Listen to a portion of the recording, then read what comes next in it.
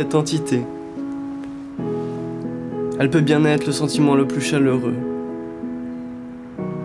ou même être la plus grande peur de l'histoire de ce monde. Vraisemblablement être le plus agréable des vœux, mais tout aussi être la punition la plus immonde. Le feu, une énergie qui ne peut être elle-même quantifiée, qui bien que dans son opposé se fait remarquer, laquelle, quand les âmes chantent, arrive dans l'imaginaire, qui finalement finissent par danser à l'unisson, et évolue dans le monde comme l'image d'une nation. De tous ces éclairs d'agitation, elle peut être la représentation de l'amour avec un grand A, d'une belle étincelle au début d'une relation se transformer en un feu ardent qui fait briller un attachement.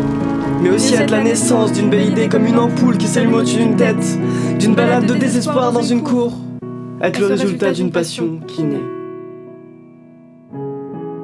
Mais tout aussi être les brûlures d'Hadès quand elle représente la guerre, tout autant que la colère de Jupiter, elle en exhibe fièrement ses plaies et les éclats de sang. Comme le fléau rougeâtre de Mars, elle réapparaît inlassablement dans la télé comme une vieille star qui brille dans le ciel d'un massacre didacticiel. Sa création a pu engendrer les plus belles constructions, à la suite des pires destructions. Malgré tout ça, relativisons. Les plus belles occasions engendrent passion quand le néant apparaît, car après chaque incendie, la nature renaît.